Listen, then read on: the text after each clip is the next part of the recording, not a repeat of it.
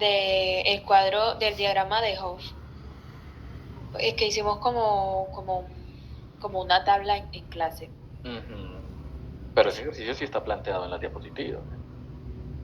Sí, sí está planteado, pero no, la gráfica, como para no saber qué es lo que va allá, pues no. Pues la gráfica al final es un yetograma.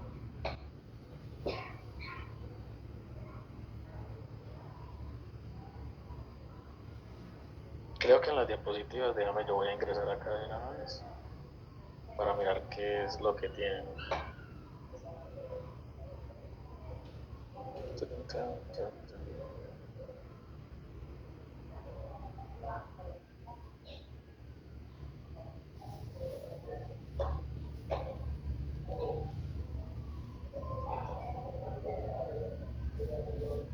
Y con respecto a la IDW, la ecuación que se utiliza para hacer la intensidad respecto al tiempo, esa ecuación que utiliza el IDEAN es la ecuación que normalmente se trabaja o eso puede variar. No, la ecuación de IW es solo esa, o sea, no, el IDEAM usa esa también, y la que está programada en el ARGIS es esa misma que nosotros vimos. Esa es la misma.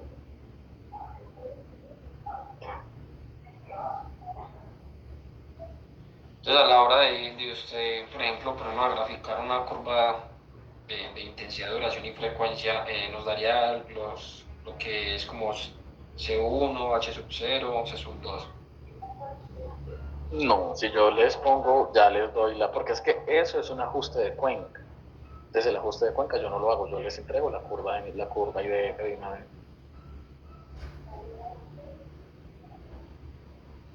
Ok. Déjenme, yo estoy revisando acá.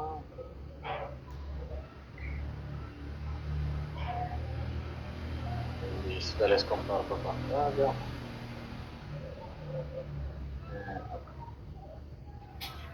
Profe, todas las formulitas que puedan ser necesarias para el parcial, ¿usted nos las da o nosotros debemos saber de dónde sacar Ya te cada... voy a explicar. Listo, entonces mira, por ejemplo aquí unas curvas, tú me estás preguntando por este es el sub 1 y estas cosas, ¿o qué? ¿O qué era lo que estás preguntando, Daniel? Sí, es eso, No, no, exactamente. no, esta sí, no, digamos que igualmente si yo te voy a poner a digamos, los pasos para calcularlas, se los tienes que saber. Pero, por ejemplo, y también tienes que saber qué significa un diagrama de Hopf. Pero, por ejemplo, si vamos a trabajar con eso, la idea sería entregar la curva completa, algo como lo que hicimos en clase.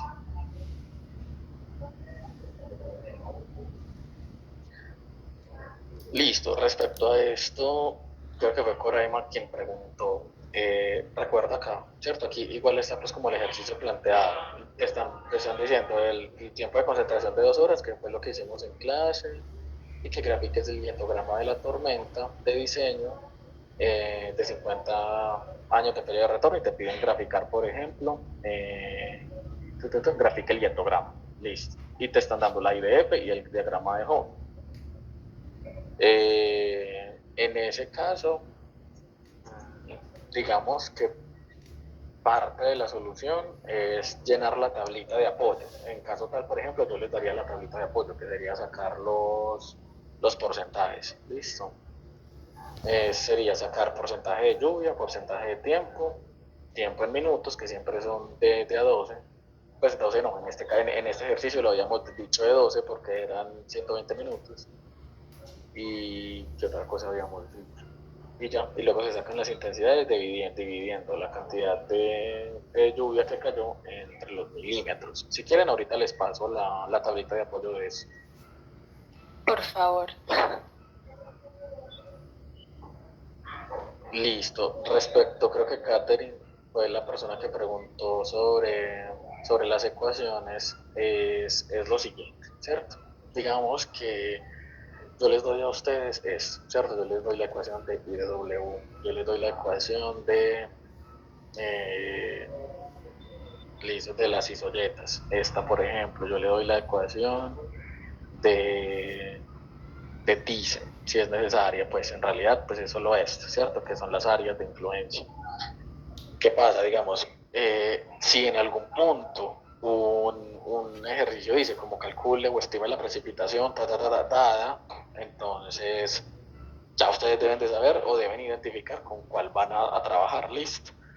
Entonces, por ejemplo, si uno, por ejemplo, les da las estaciones y el gráfico y todo, o las áreas, ustedes ya saben, ya tienen que identificar, por ejemplo, cuál ecuación es cuál. Digamos que si yo les doy unas áreas de influencia, ustedes ya saben que es Thyssen. Si uno les dice unas áreas de entre curvas, como por ejemplo estas, ya saben que son isoyetas. Entonces tendrían que dividir las alturas, ¿cierto? Pues las alturas no, las isoyetas como tal, que son los datos de precipitación. Si en algún caso tienen, por ejemplo, 3 puntos y no hay áreas, entonces, por ejemplo, uno ya sabe que se va por IDW, porque si yo no tengo áreas, y tengo distancias, entonces lo que me va a permitir hallar eso es IDW. Entonces, una cosa es que yo les dé todas las ecuaciones, pero tienen que saber usarlas, ¿cierto? No es que yo le diga por el método IDW y aquí está la ecuación, no. Entonces, yo le puedo decir, aquí está, tiene estos datos, hállame la precipitación promedio. Y entonces no va a ser, por ejemplo, que si yo le doy distancias y no le doy áreas, entonces usted me diga como, profe, es que yo lo quiero sacar por ejemplo, por Thyssen. Y yo, pues, pero si no tienes áreas, no puedes sacarlos por Thyssen. Entonces no puedo hacer el ejercicio, no. ¿Cierto? Si tú tienes distancias y precipitación, sabes que lo puedes hacer por IW. Entonces, esa lógica de pensamiento sí la tienen que tener ustedes. Con los datos que tienen, ¿cuál ecuación les puede servir? ¿Sí me hago entender? Profe, o sea, usted nos da las ecuaciones. Nosotros debemos de identificar qué ecuación es esa y debemos de identificar las variables, ¿cierto? Sí, no, o sea, digamos que yo sí les digo qué nombre es. O sea, por ejemplo, si yo te digo a ti, Alexandra, tienes tres estaciones, esas 3 estaciones tienen tantas precipitación y tienes las distancias hasta el punto en el que yo quiero que me halles la precipitación. ¿Tú qué método usarías? Dicen. No usarías Thyssen porque Thyssen depende de las áreas. Y si no tienes áreas, no. ¿Vas a usar isoyetas? Tampoco, porque no tienes áreas entre isoyetas.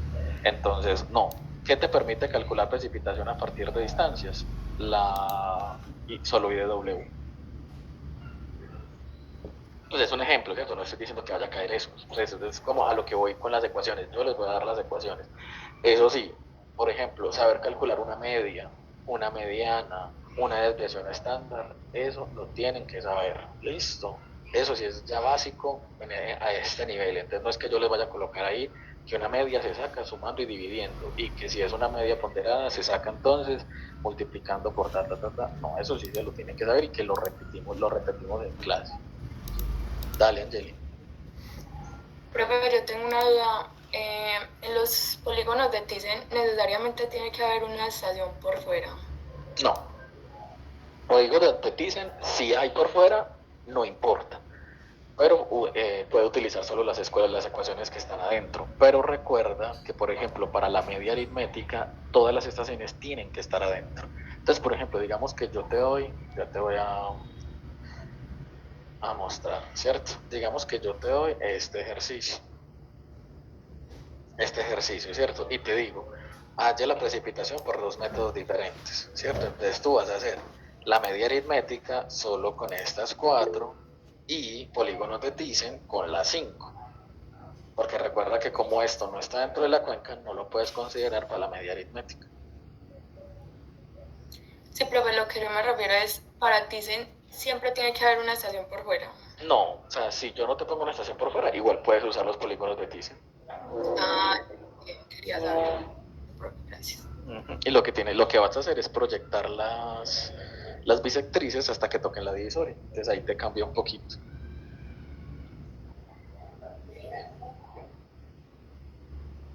Gracias. Dale, Alexander. Dale, Angeli. Dime, Alexander. Profe, la otra preguntita era sobre las distribuciones. Nos debemos aprender todas estas distribuciones que hemos trabajado. Pues yo sé que la normal es fundamental, pero por ejemplo lo de la log normal, cómo funcionan esas ecuaciones y todo eso, que la de Gumbel, todo eso. Sí. ¿A qué te refieres con que me tengo que aprender la de Gumbel? Pues a cómo funciona, que lo de las ecuaciones, para poder hallar Pues yo digo que es lo de alfa y, por ejemplo, lo otro. Los dos A ver, parámetros es para Google. ya vamos a revisar eso. A ver, digamos que estamos por acá. Te tienes que aprender la ecuación que has visto desde estadística de la función de distribución normal. No, ¿cierto? No, no te tienes que aprender esa ecuación. Si es necesaria, yo te la puedo dar. Esta estandarización, que es el valor menos la media sobre la desviación estándar, sí te la tienes que aprender. Eso se lo tienes que aprender para toda la vida y no puedes pasar este semestre sin saber eso. Entonces eso te lo tienes que aprender toda la vida. Algo que sí tienes que saber es, por ejemplo, esto que está acá. Esto. Entonces, por ejemplo, tú sabes que la normal sí está definida en los negativos. Eso sí es muy importante. Entonces, porque si tú, por ejemplo, si yo te doy variables que por alguna o X o Y razón va a utilizar variables en cero, pues valores en cero o valores negativos, por ejemplo, tú ya sabes que nunca me puedes aplicar una log normal. Eso sí, tú te lo tienes que saber. Y eso te lo tienes que saber desde estadística.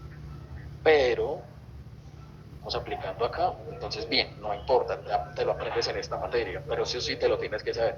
¿Te tienes que aprender la ecuación de la log normal? No. ¿Te tienes que aprender la ecuación de Gumbel, que es esta, cierto? No, tampoco. Lo que está preguntando Angelín, ¿te tienes que aprender alfa y mu? No, no te tienes que aprender la ecuación. Si lo necesitas, yo te lo voy a dar. No te preocupes porque no es necesario que te la aprendas. Pero si es necesario que tú sepas, por ejemplo, que si yo te doy esta ecuación, la U no es la media, ni que el alfa es la desviación estándar, sino que de entrada tú ya sabes, hey, si a mí me dan un Gumbel, yo ya sé, ya tengo claro que eso no es una desviación estándar, sino que eso tiene dos valores extremos, ¿cierto? O sea, otros valores alternos que son estos.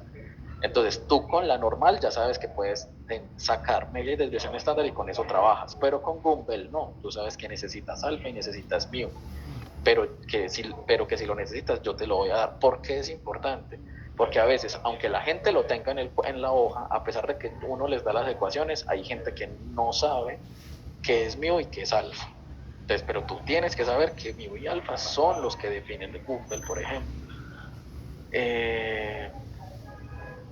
Listo. Por ejemplo, ¿qué son los intervalos? ¿Cómo se saca un mínimo, un máximo? ¿Cómo se saca un rango? ¿Cuál es la ecuación del rango? Te la tienes que saber.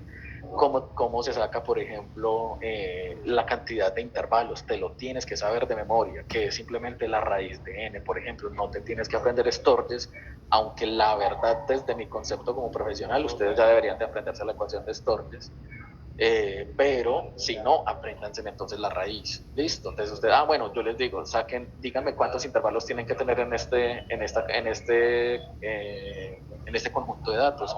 Listo, profe, le saco la raíz, tanto. Estos son el número de intervalos que yo considero. ¿Cuál es la amplitud? Esta. ¿Sí me entiendes? Ese tipo de cosas, sí te lo vas a tener que aprender sí o sí, porque eso es procedimiento que a esta altura para ti ya se te tiene que volver básico. Estas ecuaciones nunca se las van a pedir, ¿cierto? No es que yo te vaya a poner, por ejemplo, esta tabla y que te diga, dígame cuál es la normal, y dígame cuál es la bomba, y dígame cuál es la gamma, y dígame cuál es la TestStudent, porque supuestamente has visto TestStudent hace 30 años. ¿Cierto? No, eso no te lo voy a pedir porque eso ya sería algo que no. Pero yo sí lo que te voy a pedir es que me sepas utilizar las ecuaciones. Es decir, si yo te doy la ecuación, es que tú lo sepas. No tienes que aprender, esto sí te lo tienes que aprender. ¿Qué es un nivel de significancia? Si tú tienes que saber que ese alfa es 0,05 y que es esa probabilidad de equivocarse, que por eso es bajita. También tienes que saber que el nivel de confianza siempre es alto. También tienes que saber que la hipótesis nula es lo que tú quieres hallar, ¿cierto? Eso te lo tienes que saber sí o sí, porque eso ya es cómo tú abordas estadísticamente un problema y eso se supone que viste o que vieron estadística por un semestre entero y que tienen esos conceptos. Si ustedes dicen, profe, es que mi profesor de estadística era muy malo, profe, es que yo no me acuerdo de eso, por eso lo vimos aquí en clase, ¿cierto? Por eso repasamos que el alfa es ese nivel de confianza, que el nivel ese nivel de significancia, que es esa probabilidad de equivocar, que el nivel de confianza es alto, usualmente el 95%, que la hipótesis nula es lo que yo quiero que pase, que es que las cosas se me ajusten. ¿Te tienes que aprender Kolmogorov? No, yo sé que es una ecuación sencilla, pero no te la tienes que aprender. Pero me pasó, por ejemplo, en los talleres que tienen la diapositiva abierta, ¿cierto? Y no saben comparar entre el valor estimado y el valor tabulado. Entonces, eso sí lo tienen que saber ustedes. Yo les puedo dar esto, pero si usted no sabe comparar cuál debe ser más grande, si el que usted calcula o el que usted tabula, eso sí yo no se los puedo dar en el parcial, ¿cierto? Usted necesita esta ecuación. Usted no se aprendió el 1.36 sobre raíz de n, yo se lo doy. Usted no se aprendió que la estimación calculada de Kolmogorov es el máximo entre la distribución, la función de distribución observada, que es la acumulada, ¿cierto? La función de frecuencia relativa acumulada, menos la función de distribución de probabilidad, listo, entonces yo se la doy. Pero tienes que saber entonces cómo las comparas, que es que el error que tú calculas nunca puede ser mayor al error que te permite la tabla. Recuerden que la tabla o el calculado, el estimado por tabla, es el que te permite saber el máximo error permisible, digámoslo así. Entonces, el D, para yo aceptar mi hipótesis nula, siempre tiene que ser menor a ese D alfa. ¿Listo? Lo mismo con chi cuadrado. No te tienes que aprender esta ecuación, yo te la puedo dar si la necesitas. Pero sí, para mí es muy importante que sepas qué son las frecuencias observadas, ¿cierto? ¿Qué son las frecuencias esperadas? Que tú sepas cuál columna es esa, eso lo vimos en clase. Y que puedas comparar esto con esto, que sepas sacar los grados de libertad. Si tú no te acuerdas que los grados de libertad son kn-1, yo te voy a dar la ecuación, ¿cierto? Pero tienes tú que saber cómo se saca esa k, cómo se saca esa n y cómo se saca ese 1, que es muy sencillo. K es el número de intervalos, n es el número de parámetros, y ahí viene otra cosa que tú sí te tienes que aprender. Los parámetros de las ecuaciones básicas. ¿Cuántos parámetros tiene la normal? 2. Media y desviación estándar. ¿Cuántos parámetros tiene Gumbel? ¿Cuántos parámetros tiene la log normal? ¿Cierto? Eso te lo tienes que aprender obligatoriamente, porque es básico. Eso, digamos que a estas alturas se considera bajo. Y que tú sepas sacar de aquí el error de chi cuadrado y compararlo con esto, sí lo tienes que saber, ¿cierto? Digamos que una pregunta de parcial no va a ser, profe, ya calculé el chi cuadrado, pero no sé sacar los grados de libertad. Eso no lo respondo en un parcial. Eso sí se lo tienen ustedes que saber.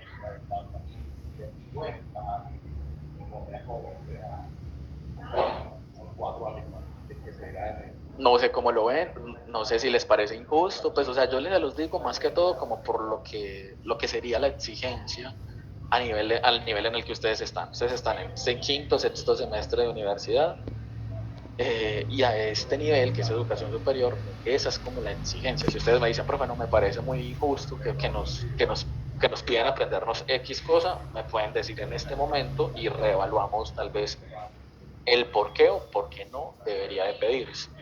Pero es eso, o sea, no les estoy pidiendo ninguna ecuación, no les voy a pedir ninguna ecuación como tal, ¿cierto? Por ejemplo, incluso esta de los grados de libertad, yo se las puedo dar, no hay ningún problema. O si se me olvida, ustedes me preguntan, profe, no nos dio la ecuación de los grados de libertad, listo, kn-1, se las escribo en el tablero. Pero tienes que saber comparar el chi cuadrado calculado contra el chi cuadrado teórico. Eso sí lo tienes que saber, y tienes que saber cuándo se rechaza y cuándo se acepta. Y los factores de frecuencia también. Esto, por ejemplo, no se lo tienen que aprender, ¿cierto? O sea, la función inversa no se lo tienen que aprender. Este exponencial con el coeficiente de variación, con el logaritmo, no, pues es que esto es imposible. Uno aprendiendo de eso ya le olvida lo otro. Entonces, no es necesario. Si ustedes van a necesitar utilizar alguna de estas ecuaciones, yo se las voy a dar. No se preocupen, listo. Desde la más sencilla hasta la más compleja, digámoslo así, pero tienen que saber hallarla, ¿cierto? Tienen que saber, por ejemplo, que este KT va a reemplazarlo, por ejemplo, acá, ¿cierto? No es que, por ejemplo, uno les dé todo y ustedes luego hagan esto y no sepan, y así tengan la ecuación, no sepan reemplazar ese KT acá y multiplicarlo entonces por ese factor sigma, que en este caso es como la desviación estándar, asociada entonces al factor de frecuencia. Es simplemente como que sepan usar la ecuación, así no se la hayan aprendido, porque no es necesario. O sea, si ustedes me preguntan esto de memoria, yo tampoco me lo sé. O sea, este exponencial de ZT por el logaritmo natural de 1 más el coeficiente de variación al cuadrado, no. Hay muchas que sí, pero estas no, ¿cierto? Hay ecuaciones que son muy largas. La ecuación, por ejemplo, de Gumbel tampoco, ¿cierto? Yo esa medio me la sé pues, pero porque yo obviamente ya la he visto por muchos años. Pero como tal, aprenderse la función, o por ejemplo que yo les diga, dígame cuál es la función de distribución y cuál es la función de densidad, no, yo no voy a preguntar eso, ¿listo? Es simplemente que sepan, y cualquier cosa yo les diría, esta es la función de distribución, esta es la función de densidad, pues tampoco los va a colocar por ejemplo, a derivar la función de distribución para sacar la de densidad, no, obvio no. Eso no es un parcial de cálculo, esto es hidrología. Pero hay cosas de cálculo que van a estar, ¿cierto? Cosas sencillas, pues, que es lo que ustedes sí tienen que saber hacer. No sé si esto responde a las preguntas de ustedes, si los deja más preocupados, si los deja más tranquilos. Pero es eso, ecuaciones les doy las que necesiten, pero tienen ustedes que saber utilizarlas.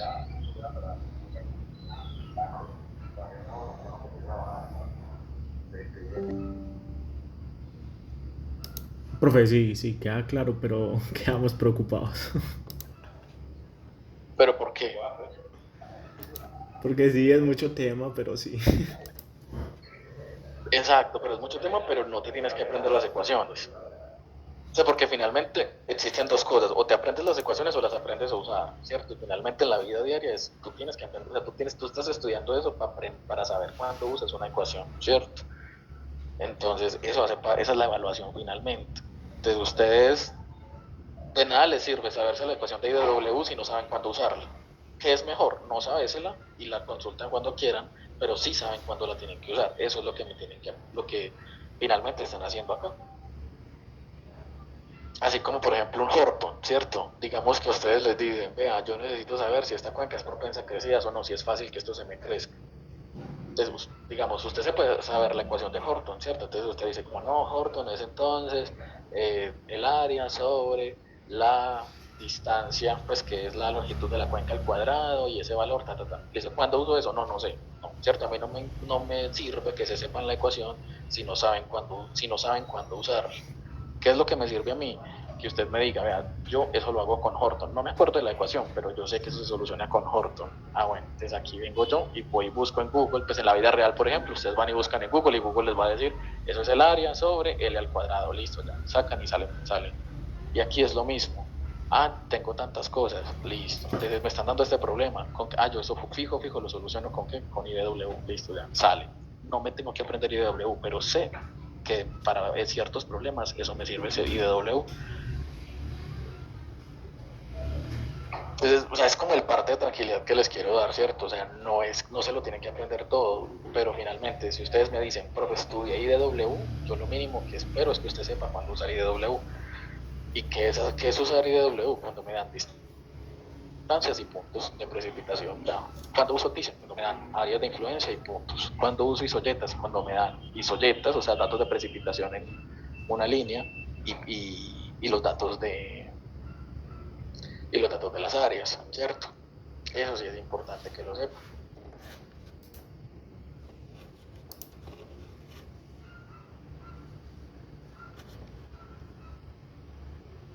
Profe, preguntando otro tema, ¿podrías explicarme lo de los monzones?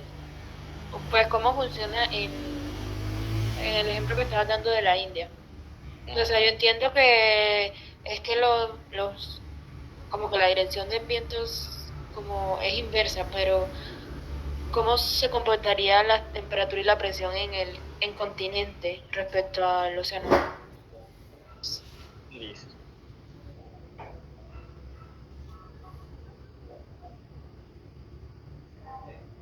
Ya te voy a mostrar.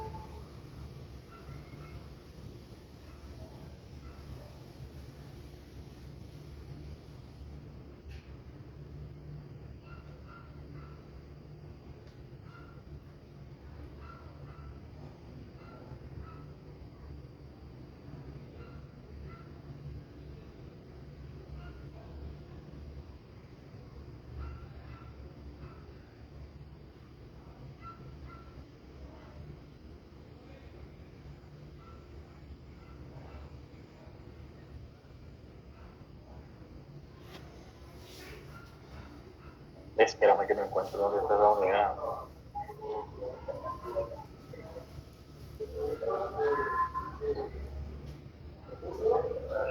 Cinco clase 1. Ah, sí, acá.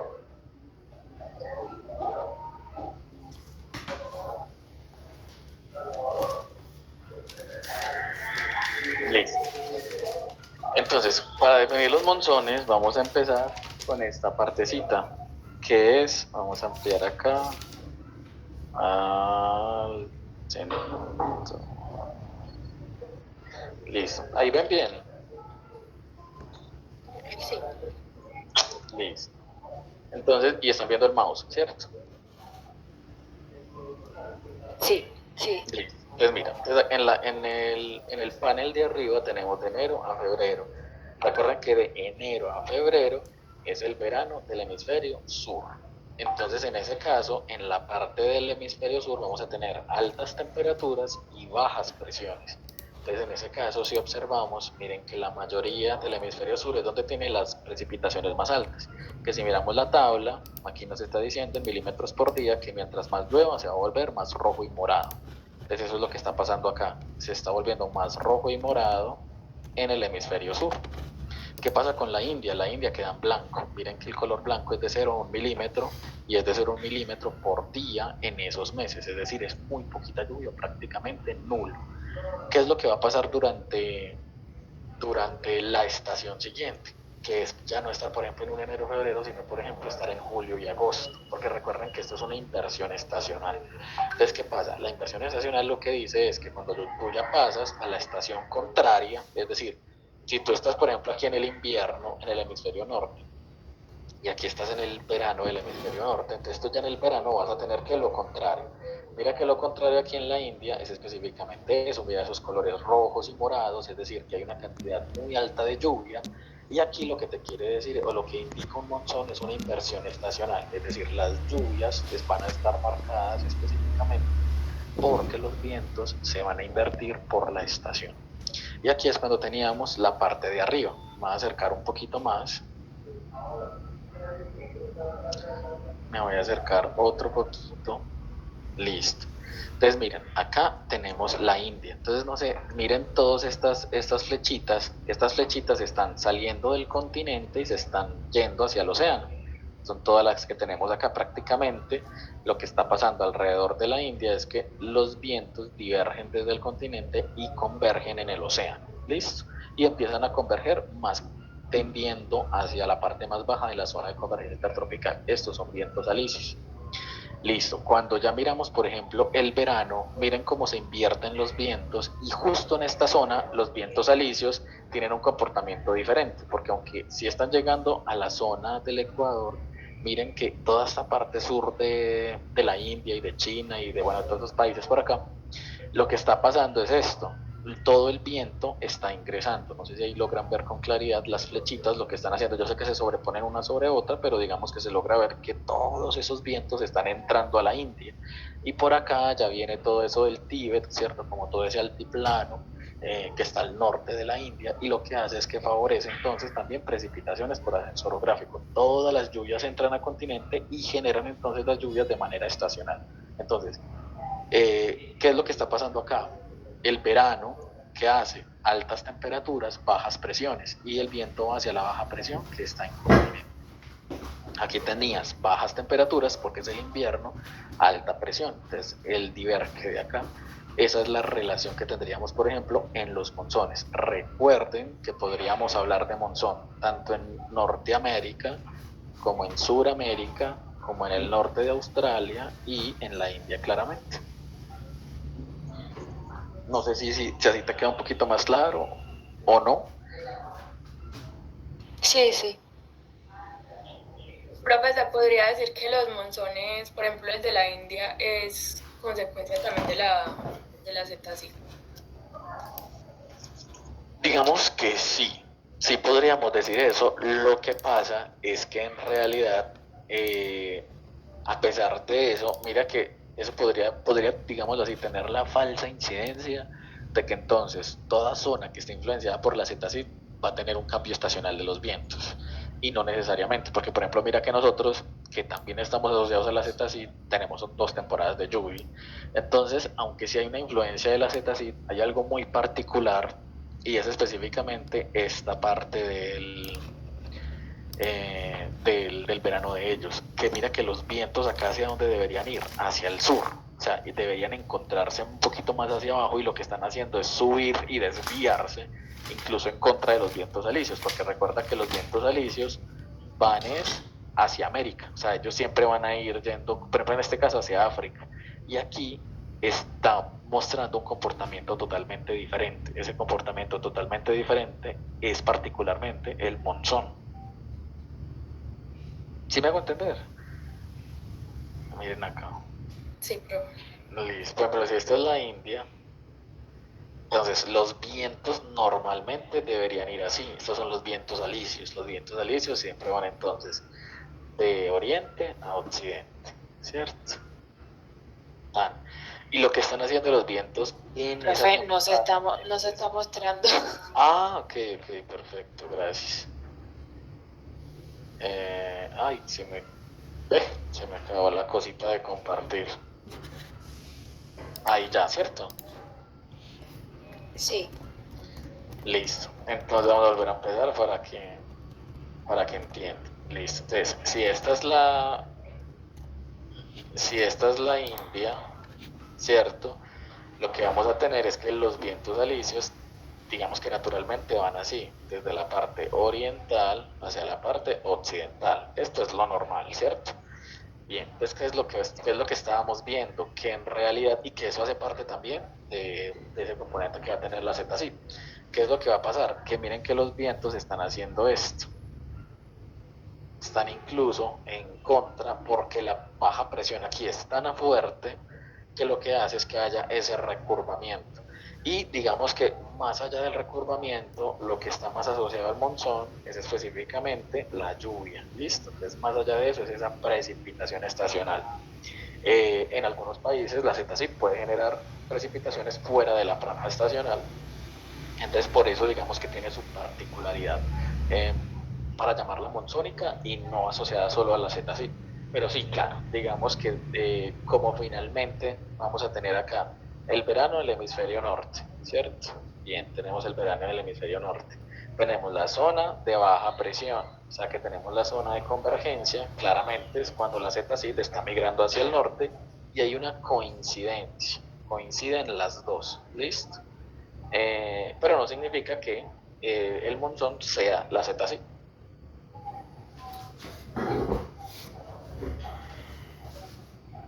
Listo, profe, muchas gracias.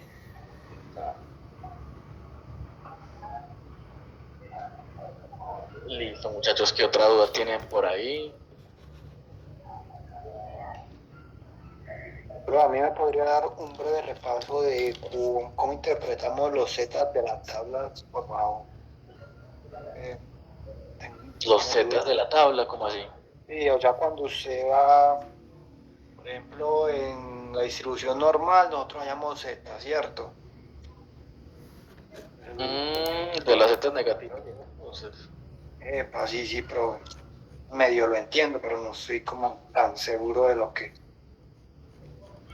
Listo, vamos a mirarlo por acá. Creo que en la otra. Unidad cuadro clase 3. Listo. Entonces acá hay algo muy particular, ¿cierto? Entonces recuerden que lo tenemos acá. Entonces recuerden que esto, o la tabla específicamente, es probabilidad acumulada de la distribución normal estándar. ¿Listo? Y ya tienen los números que son unas zetas positivas. O sea, cuando ustedes hallen una zeta y esa zeta es positiva, entonces ustedes vienen y la leen acá. Esta tabla dice probabilidad acumulada. Recuerden que acumulado, ¿qué significa? Probabilidad de ocurrencia. ¿Listo? Es una probabilidad acumulada de la distribución normal estándar. Entonces, esta tabla es una probabilidad de ocurrencia para valores positivos. Entonces, si yo leo, por ejemplo, la probabilidad, vamos a acercarnos un poco más. Si yo leo, por ejemplo, la probabilidad de z igual a 0,45, ¿cierto? Es 0.6736. ¿Eso qué es?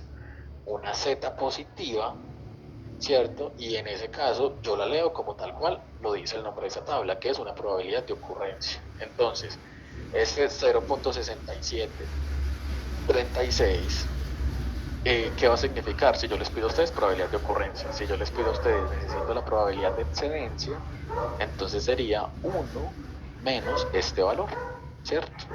Bien, ahora viene lo más, digámoslo así, en realidad no es lo más difícil, pero digamos que es lo que a veces no le queda a uno tan fácil, solamente por no tener en cuenta este comportamiento de tener una media en cero, ¿cierto? De que sea simétrico alrededor de la media, que es que entonces hay una equivalencia entre los valores negativos y los valores positivos, y que es específicamente la probabilidad. Entonces aquí viene, por ejemplo, cuando uno encuentra una z negativa. A mí me dicen, yo saco la media, yo tengo el valor, le resto la media y lo divido por la desviación estándar y encuentro un z negativo. Entonces, cuando me piden hallar un z negativo, yo voy a mirar esta tabla y yo digo, yo aquí no tengo valores negativos. Entonces, ¿qué es lo que va a pasar? Voy a tener el contrario. Si esto es una probabilidad acumulada, es decir, una probabilidad de ocurrencia, entonces cuando yo encuentre una z negativa, yo lo voy a leer es como probabilidad de excedencia, que es el complemento de lo que me están dando acá. Entonces, por ejemplo, si yo les digo a ustedes, denme la probabilidad de excedencia de 0,45, ¿cuál sería ese valor?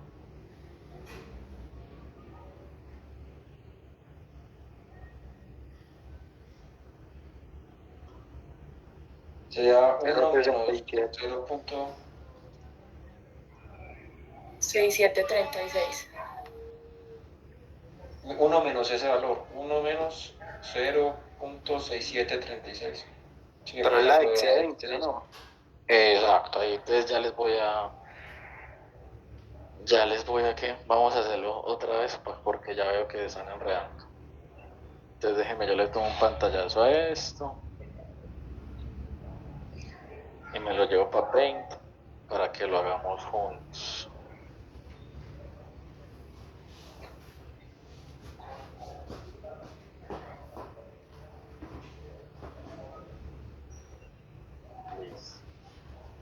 Entonces hagámoslo otra vez juntos. Listo, entonces vamos a hablar. Voy a tener una z positiva, ¿cierto? Yo hago la z y cuando encuentro la z me dice que la z es 0,32. Listo. Si yo les pido a ustedes que me digan, deme la probabilidad de ocurrencia, ¿cuál es la probabilidad de ocurrencia para esta z? 0.6255. Correcto, sí. Concuerdo. Listo, entonces sería, ¿cierto? El 3 acá, el 0.2 acá, voy y leo y encuentro entonces que es 0,6255. Entonces acá yo vengo y pongo esto, 0,6255. Probabilidad de ocurrencia. Si yo les pido a ustedes la probabilidad de excedencia, ¿cuánto será? De ese mismo 0,32. 1 menos 0,5255. Exacto, 6255. ¿Listo? Sería 0.3745. 0,3745. 45. Eso, muchas gracias. Listo, acabamos de hacer el ejercicio. ¿Alguien no entiende lo que acabamos de hacer? Este es el momento. Listo, la pregunta que nos está haciendo Fernando es muy buena porque puede ser una, entre comillas, bobada, que uno diga como, ay, sí, eso ya me lo sé. Pero si uno se enreda en esto, pierde el ejercicio. Listo, que es una lectura. Pero esto yo no lo voy a poner en el parcial, ¿cierto? Yo no les voy a poner que las zetas negativas se leen así y que las positivas se leen así, porque finalmente eso usted se lo tiene que saber. Entonces, todos tienen claro lo que está copiado en la diapositiva. Pues aquí. Sí, entonces usted pues es lo mismo que usted nos diga, hállame la probabilidad de excedencia o hállame z igual a menos 0.32. Exacto, entonces ya vamos a hallar el otro ejercicio. Entonces ahora digamos que yo hago la z, ¿cierto? Es decir, yo lo que hago es la media, pues el valor menos la media sobre la desviación estándar, y cuando saque mi z, yo encuentro que mi valor de z es menos 0,47. y les pido la probabilidad de excedencia. Entonces, ¿cómo hallo esa probabilidad de excedencia? ¿Cuánto es la probabilidad de excedencia?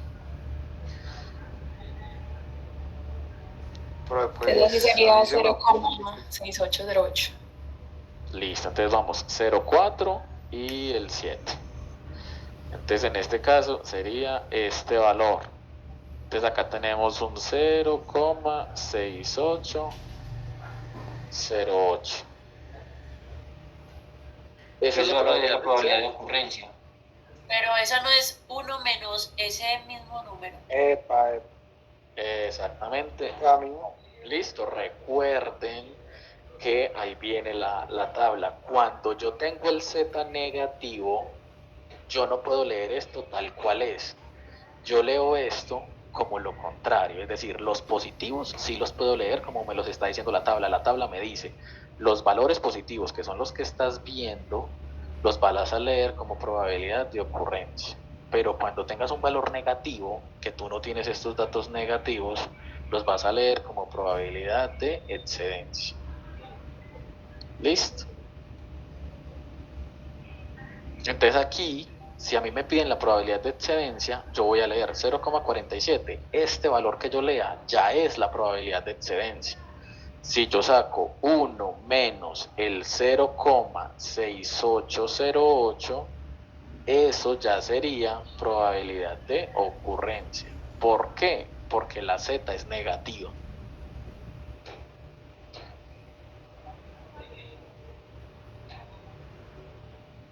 Profe, perdón, yo se me perdí aquí. Listo. Vamos a la diapositiva otra vez.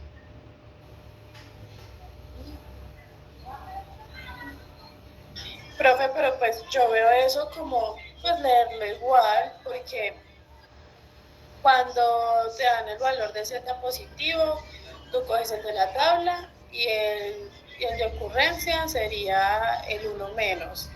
Entonces cuando nos dan el valor de z negativo es lo mismo, solo que agregando el menos. No sé si me hago entender. O sea, no cambia mucho. Listo, vamos a mirarlo por acá. Entonces aquí me dicen, cuando los z sean negativos, yo voy a leer esta tabla como probabilidad de excedencia. O sea, es que aquí lo que me está pasando es que ustedes me están leyendo los z positivos y los z negativos igual. O sea que cuando la z sea negativa, se tiene que, como la tabla lo está dando en probabilidad de ocurrencia, se tiene que poner uno menos el valor. Ya les voy a mostrar. Entonces, ¿qué es lo que pasa? Entonces acá tenemos lo siguiente. Vamos a poner esto. Listo, un eje. Entonces el eje X y el Y. Listo. Profe, Y no tenemos... está Profe, no está presentando. mostrando. Listo.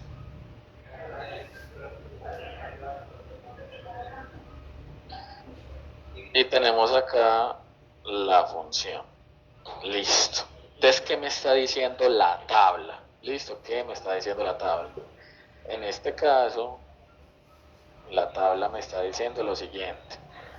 Cuando yo encuentro un z positivo, ¿cierto? Si esta es la distribución de los z como tal, cuando yo encuentro los z positivos, entonces yo quiero sacar la probabilidad acumulada de este valor. ¿Qué es lo que yo hago? Yo estoy hablando de probabilidades de ocurrencia. Pero si a mí me están pidiendo sacar la función de distribución, ¿cierto? Para este valor, para un valor negativo, entonces ya la tabla está calculada para esta, pero finalmente como estas dos son opuestas alrededor del 0, entonces todo lo que está a este lado lo leo como ocurrencia y todo lo que está a este lado lo leo como excedencia. Listo. Entonces, ¿qué es lo que pasa? Lo que está pasando es algo muy sencillo. Digamos que aquí me dan el valor de 2. Listo. Una z positiva. Yo voy a la tabla y lo voy a leer como ocurrencia. Listo. Entonces, si a mí me piden la ocurrencia, leo el valor de la tabla. Pero si me piden la excedencia, entonces saco 1 menos la ocurrencia para poder sacar la excedencia. Listo. Ahora, supongamos que yo tengo el valor de -2. Cuando yo vaya a leer la tabla, como la tabla es positiva, ¿cierto? Porque todos estamos viendo que la tabla tiene son valores positivos. Entonces lo que va a pasar es que yo voy a leer esa tabla como valores de excedencia. Es decir, si a mí me dicen, coja la tabla de la normal en valores positivos y hálleme el -2, yo sé que el -2 y el 2 tienen una relación, porque es que la normal es simétrica alrededor de la media y la media es 0. Entonces, como la media es 0, el -2 y el 2 van a tener una relación. ¿Cuál es la relación? Que si a mí me piden la ocurrencia, ¿cierto?, de -2, entonces yo voy a necesitar 1 menos la probabilidad de ocurrencia de ese valor negativo. Para yo poder sacar, perdón, menos ese valor de excedencia de ese valor como tal. Y la excedencia es el valor que yo estoy leyendo. Entonces ahí, déjenme, les comparto otra vez la tabla. Es lo que dice esta regla que ustedes tienen acá. Si la z es positiva, la van a leer directamente, o sea, leen el número que está ahí como probabilidad de ocurrencia. Y si necesitan la excedencia, le sacan el complemento. Pero si ustedes tienen la z negativa, o sea, digamos que ya no tengan un menos, ¿dónde está? Ya no tengan un -2, ya no tengan un 2,4, un 2, ya no tengan un 1,1, ¿cierto? Entonces están viendo ese resaltado en verde que estoy haciendo. Sí, profe. Sí, profe. Listo. Entonces, ya no tengan estos valores positivos, sino negativos, como dice la regla, ¿cierto? Entonces, ¿qué es lo que van a hacer? Van a leer estos valores como probabilidad de excedencia. Entonces, si yo les digo, sáqueme la excedencia de 1, entonces la excedencia de 1 es este valor, 1 menos este valor. Pero si yo les digo, sáqueme la excedencia de -1, solo es leer la tabla, es este valor. Si yo le digo a usted, sáqueme la ocurrencia de -1, entonces ahí sí es 1 menos este valor. ¿Sí se entiende o no? O sea, que es al Sí, con el revés. grafiquito que hiciste. Vamos a hacer el ejercicio. Vamos a hacer el ejercicio otra vez para ver si se entendió. Listo. Entonces déjenme yo saco el pantallazo para que lo peguemos en el Paint. Y lo voy a pegar por acá. Listo. Y vamos otra vez.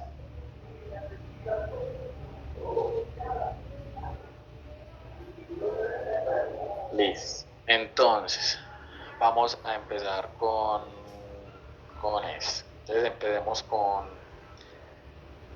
un z igual a menos 1.2. Listo. Entonces, yo les pido, denme la excedencia de la z igual a menos 1.2. ¿Cuánto sería? Pues no sé ve. Más abajo, no. 0,8461. ¿Mm? 0,8849. Si me la pide de excedencia para el negativo, sí. Entonces sería 0,8849. ¿Seguros que esto es la excedencia? Esa es la excedencia porque es negativo. Exacto, leo esto como excedencia porque es negativo. Y si yo les pido, díganme entonces cuál es la ocurrencia de menos 1.2. Ya se resta 1 menos eso. Exacto, sería 1 menos 0,8849. Profe, pero en las tablas siempre le pones la ocurrencia, ¿cierto? ¿En la qué? En las tablas, pues, que hacemos de las distribuciones, por ejemplo, en la normal. Ah, sí, muy buena esa acotación. En las tablas que nosotros hemos hecho, ¿cuáles tablas? Las tablas ya les voy a mostrar para que no se vayan a embolatar.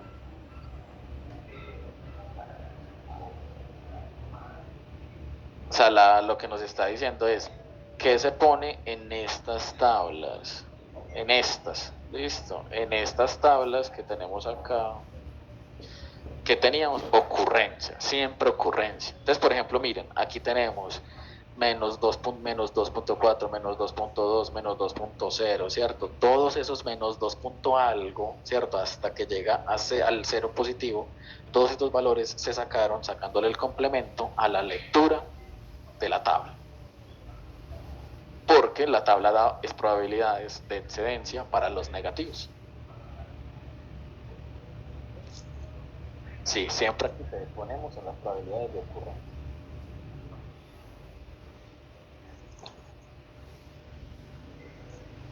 Profe, claro, claro. Pero usted en el ejercicio que puso de eso, de ese mismo tema que estamos hablando, donde incluye como un rango para Z, ¿cómo se lee eso? Pues ya me quedó claro lo que le pregunté ahorita, pero ¿cómo leemos? Voy a poner donde estaba la tablita de Z.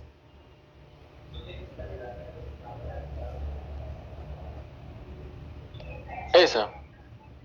Ah, no estoy viendo, profe. Epa, o sea, ¿cómo leo eso? No, pues vas dividiendo eso. Tú tienes Lo aquí. separo, eso se puede separar y no hay problema. Sí, porque aquí tienes ya los valores. Mira, entonces aquí te está diciendo cuál es la Z, cuál es el valor de Z menor a 2. En ese caso Z menor a 2, entonces es probabilidad de ocurrencia, ¿cierto? Y te está diciendo que cuál es la Z mayor a menos 1.3. Entonces es probabilidad de excedencia.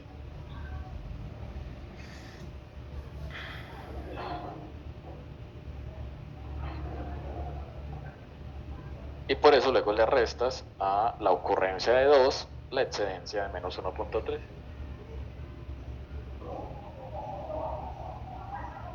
Okay, o sea que hay dos. ¿Qué? No te estoy escuchando.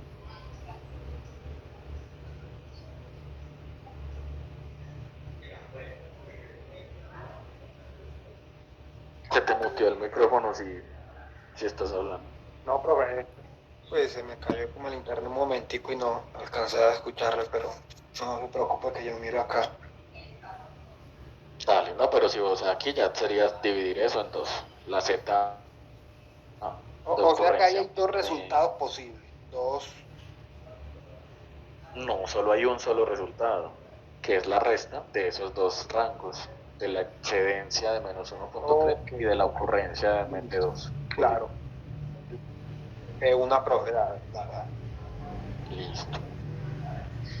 Listo, muchachos. ¿Qué otra cosa tenemos de dudas por ahí?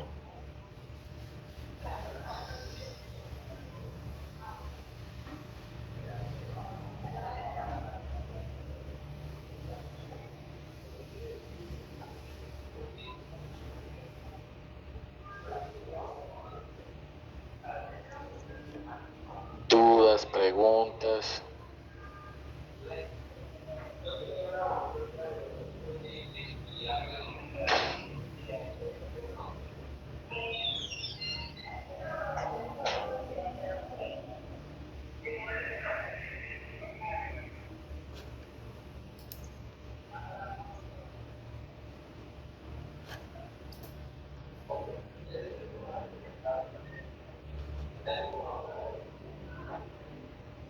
profe, por mi lado no. Pues ahora entendido todo. Muchísimas gracias por el espacio, profe. Listo.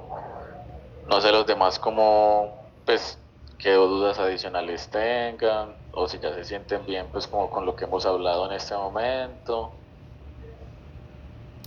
Profe, pues todo claro por ahora. Dime.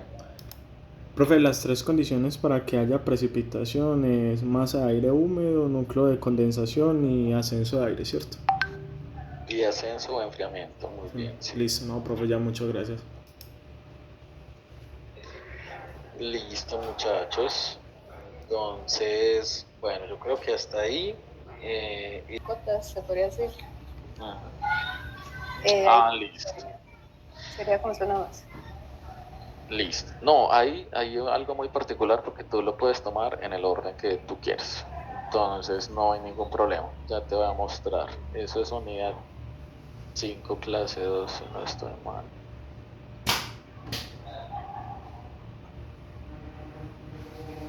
No, clase 3.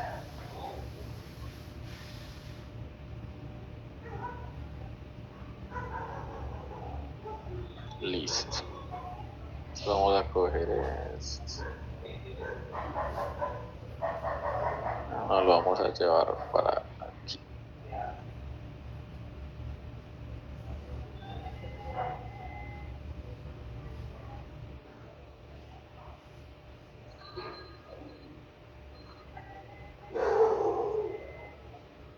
Chan, chan. Listo. Entonces la pregunta es ¿cómo abordo las isoyetas? Listo.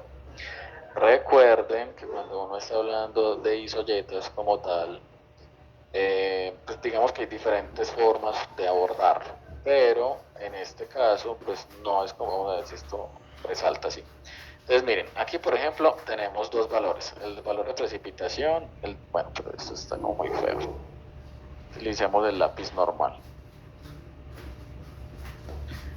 Entonces aquí la pregunta es ¿cómo abordo? ¿Cierto? Entonces, ¿cuál es P1 y cuál es P2? Si P1 por ejemplo es desde el punto de aforo hacia arriba, ¿cierto?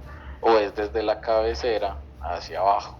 Entonces la respuesta es yo lo puedo hacer como yo quiera, listo, pero tengo que seguir ese orden, ¿cierto? No es que por ejemplo yo empiece por acá por la mitad, no, porque o si no me voy a enredar. En teoría sí puedes hacerlo en desorden, solo que tendrías que tener muy claro qué es lo que estás haciendo, pero entonces como más bien por mantener un orden yo puedo hacerlo como yo quiera. Entonces por ejemplo yo puedo empezar por la cabecera, ¿cierto? Entonces si yo empezara por la cabecera, aquí me dice cuál es el área de influencia A sub 1. En este caso A sub 1 sería A50. Entonces yo puedo empezar A50, ¿cierto? Que multiplica A. ¿Quién sería P1? En este caso sería 100. Entonces 100 más P sub 2, en este caso P sub 2 es 0, entonces más 0 sobre 2. Y empiezo a sumar. ¿Quién sería A sub 2?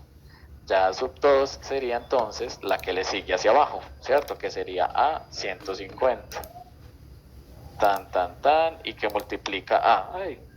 Y que multiplica A. P sub 2, que en este caso es 200, ¿cierto? Es decir, el límite inferior de esa área más el límite superior de esa área, que es 100. Listo. Ahí tengo sobre 2. Y así voy sumando sucesivamente hasta llegar finalmente al área a 350. Esa sería mi última área. Pero yo también puedo llegar y abordar todo eso. Voy a retroceder todo para que no se nos confundan las cosas. Yo también puedo llegar y abordarlo desde el punto de aforo.